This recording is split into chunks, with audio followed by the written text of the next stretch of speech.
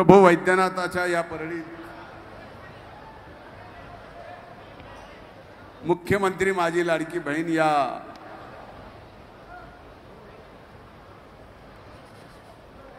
आणि जनसन्मान यात्रेच्या निमित्तानं आजच्या कार्यक्रमाला इथं उपस्थित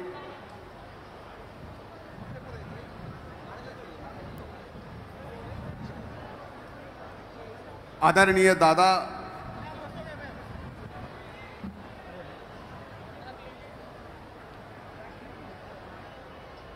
प्रदेशाचे अध्यक्ष आदरणीय तटकरे साहेब, व्यासपीठावर उपस्थित विधिमंडळातील आमचे सहकारी विक्रमरावजी काळे,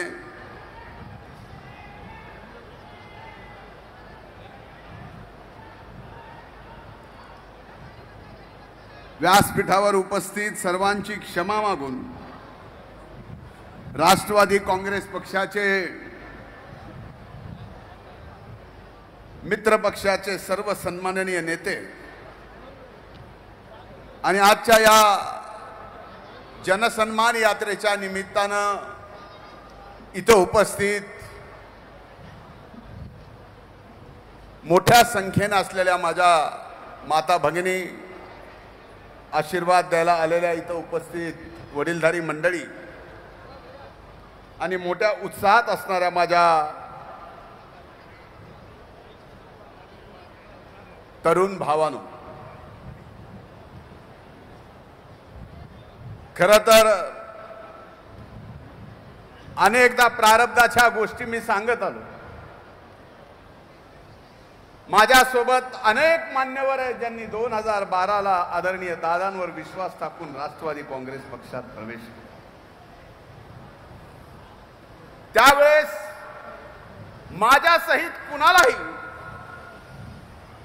आज मी जे काय आहे ते होऊ शकतो याचा विश्वास माझ्या सोबत आलेल्या माझ्या सहकार्याला सुद्धा नव्हता. तो मात्र दादानी या ठिकाणी पूर्ण करून दाखवला. त्याबद्दल आपल्या सर्वांच्या वतीनं मी दादांचे मनपूर्वक आभार मानतो. दादा, अनेक गोष्टी झाल्या. आज मला मोकळेपणाने बोलायचं आहे. तुम्ही वेळेवर चालणार आहेत, पण आज या ठिकाणी मला वेळेच्या बाहेर जाऊन चालवायचं.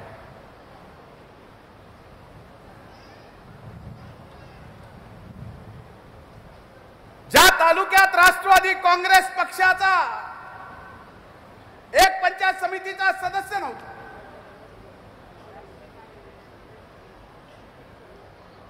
ज्या तालुक्याच्या शहरात राष्ट्रवादी काँग्रेस पक्षाचे 3 नगरसेवकाच्या वर नगरसेवक नव्हते,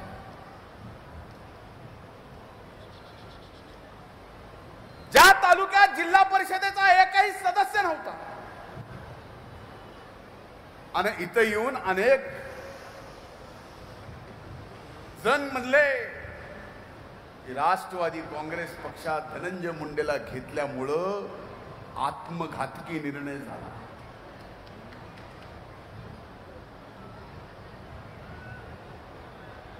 मी किती लहान आहे याची चर्चा झाली,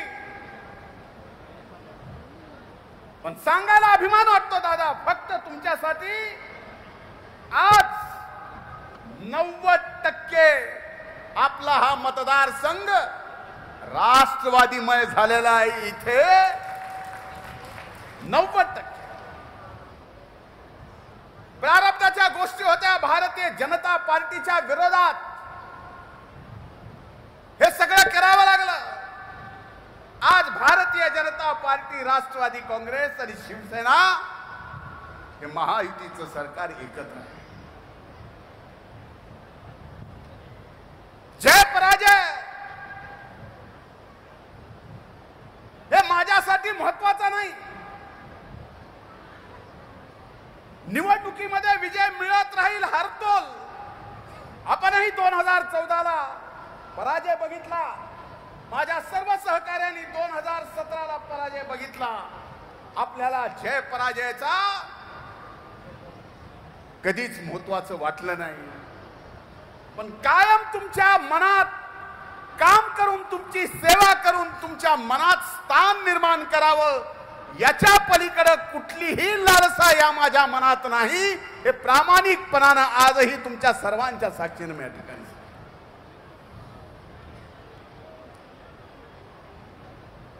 19 मध्ये सत्ता आली.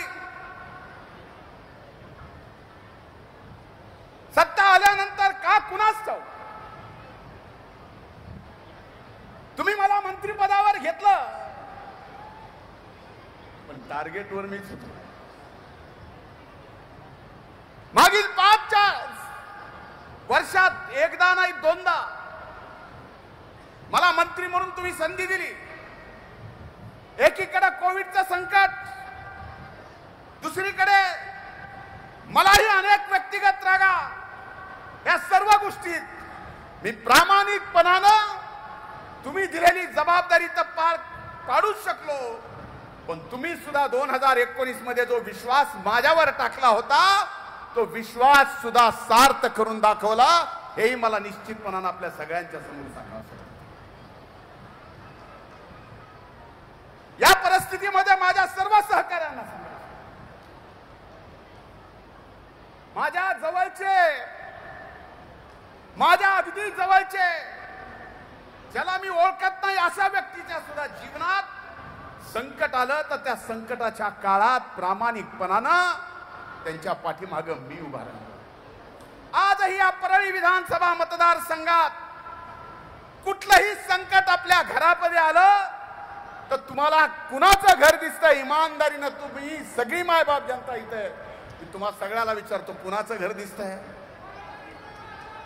कुणाचं दिसतंय?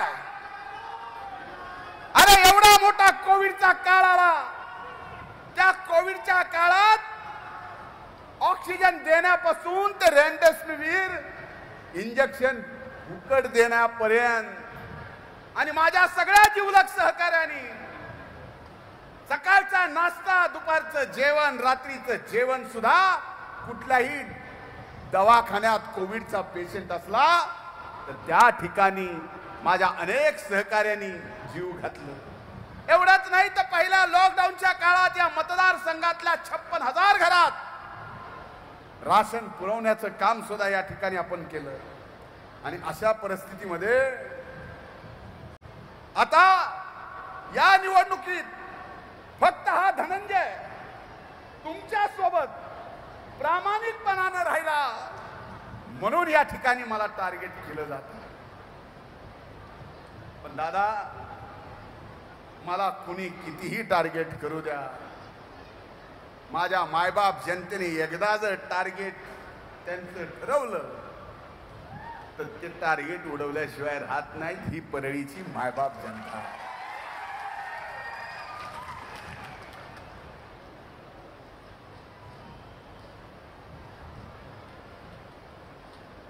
दादा, मला एका दिल्लीतल्या सर्वे करणाऱ्या व्यक्तीने आणि इंटेलिजन्सच्या एका माणसाने सांगितलं की सकाळी 11 वाजल्यापासून रात्री 12 वाजेपर्यंत या देशामध्ये आमदार म्हणून प्रत्यक्ष काम जर कुठं होत असेल तर ते जगमित्र कार्यालय आहे. त्या जगमित्र कार्यालयामध्ये या ठिकाणी माझ्या अनेक सहकारी इथं आहेत. कुणी गावात त्यावेळेस त्याला ओळखीत नव्हतं. दादा, तुमच्या नेतृत्वाखाली आला, पठ्ठ्या आज गावचा सरपंच झालाय, पुढारी. गावात एखादा सरपंच होता, तो आज मार्केट कमिटीचा सभापती झालाय. आज दीपक नाना आणि भैया इथं म्हणत होते की आम्हाला फोटो काढायचे, कदाचित दादा आम्हाला विसरले असतील. दीपक नानाला नगराध्यक्ष करणं असेल, भैयाला नगराध्यक्ष करणं असेल, शिवाजीराव शिरसाट इथं बसले, त्यांना जिल्हा परिषदेचा अध्यक्ष करणं असेल, कुणाला मार्केट कमिटीचा सभापती करणं असेल, या सर्वांना आज माझी हात जोडून कळकळीची विनंती आहे.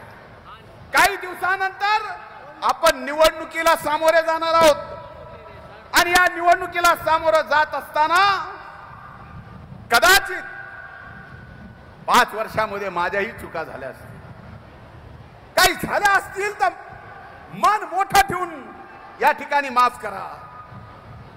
माझ्या सहकार्याकडून काही चुका झाल्या असतील तर तेही मन मोठं करून माफ करा. पण एवढं निश्चित आहे की आज ज्या लोकसभा निवडणुकीमध्ये महायुतीच्या उमेदवार म्हणून पंकजाताई उभ्या होत्या, याच परळी विधानसभा मतदारसंघातल्या मायबाप जनतेने 75,000 मताची लीड दिली होती. हे उपकार तुमचे मी कधी विसरू शकणार नाही. आता अनेक जणाला पक्षात घ्यायलेत. मी माझ्या सहकार्याला म्हणत असतो, अरे ह्यो पक्षात चाललाय, त्यो पक्षात चाललाय. काय माझे अनेक सहकारी म्हणले, ज्याला जायचंय त्याला जाऊ द्या.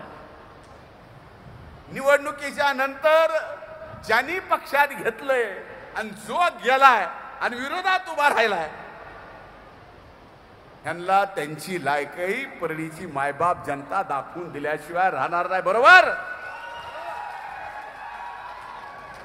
म्हणून ही निवडणूक आज अशा पद्धतीने चालू आहे की म्हणजे परळी धनंजयला घेरणार,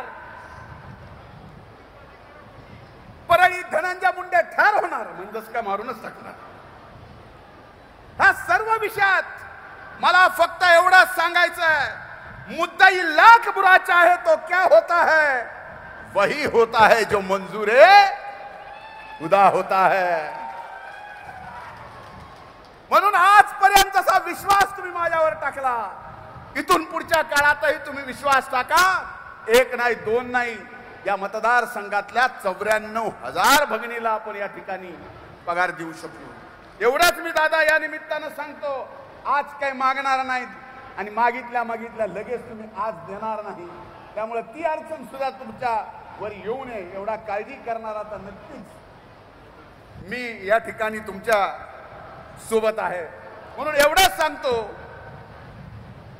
कुणी कितीही प्रयत्न करू द्या, हा मतदारसंघ तर आम्ही जिंकणारच. पण परळी शहरातले नाही तर बीड जिल्ह्यातले 6 ला 6 महायुतीचे आमदार निवडून आणणार.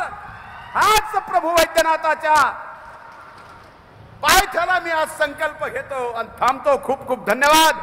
जय हिंद, जय महाराष्ट्र. धन्यवाद धनुभाऊ.